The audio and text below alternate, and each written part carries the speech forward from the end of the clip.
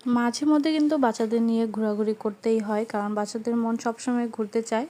আর এরকম একটা জায়গা হলে তার কোনো কথাই নেই। এই পার্কটি বাচ্চাদের জন্য একদম বেস্ট একটি পার্ক। অন্যান্য সময় কিন্তু বাচ্চাদের তেমন একটা সময় দেওয়া পসিবল হয় না, যার কারণে ঈদের সময়টাতে একটু চেষ্টা করা হয় বাচ্চাদের নিয়ে একটু ঘোরাঘুরি করার। তো আজকে আমরা কোথায় গিয়েছিলাম, কি কি করলাম, কি কি খেলাম, সবকিছু নিয়ে থাকছে আজকের ভিডিও। হ্যালো এভরিওয়ান, আসসালামু আলাইকুম। আমি শারমিন সুলতানা। অনেকদিন যাবত কোনো ব্লগ আপলোড করা হচ্ছে না। ঈদের সময়টা তো অনেক বেশি ব্যস্ততা, যার কারণে আবার ব্লগ নিয়মিত আপলোড করা হচ্ছে না। তো আজকে আমরা কোথায় গিয়েছিলাম, কি কি করলাম, সবকিছু নিয়ে থাকছে আজকের ভিডিও। এবার ঈদে আমার হাজব্যান্ডের ছুটি থাকার কারণে ঈদের পরের দিনই কিন্তু আমি চলে গিয়েছিলাম আমার বাবার বাড়িতে। আর সেখান থেকে আমি এই পার্কটিতে গিয়েছিলাম।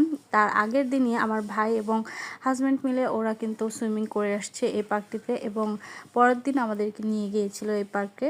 ছোটোখাটোর মধ্যে অনেক সুন্দর একটি পার্ক, এবং এই পার্কটি আমার বাবার বাড়ির খুবই কাছে।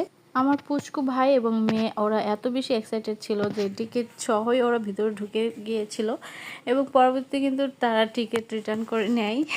ওরা ঢোকার সাথে সাথেই কিন্তু অনেক বেশি খুশি হয়ে যায় চারদিকটা দেখে, কারণ চারদিকের পরিবেশটা এত সুন্দর। এই পার্কের বিশেষত্ব হচ্ছে পুরো পার্কটি একদম অনেক বেশি পরিমাণে গাছগাছালি দিয়ে ভর্তি, যার কারণে ঈদের পরে প্রচণ্ড গরম থাকা সত্ত্বেও কিন্তু আমরা গিয়েছিলাম এবং আমাদের তেমন একটা প্রভাব পড়েনি, কারণ এই পার্কটিতে অনেক বেশি পরিমাণে গাছ ছিল, একদম ন্যাচারাল একটা পরিবেশ।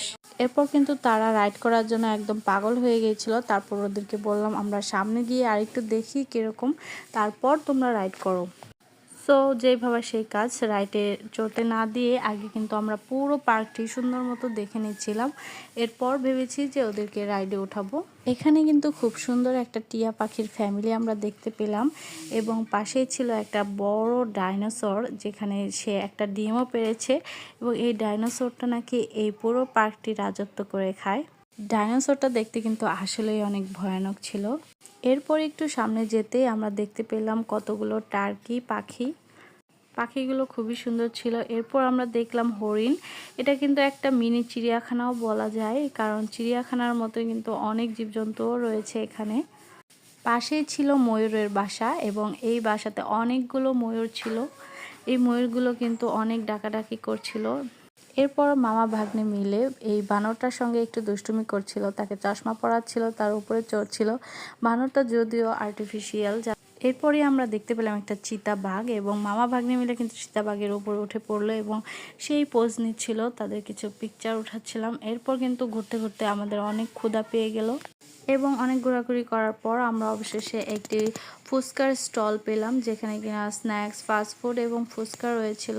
আমরা এখানে সবার পছন্দের ফুচকা অর্ডার করে নিলাম।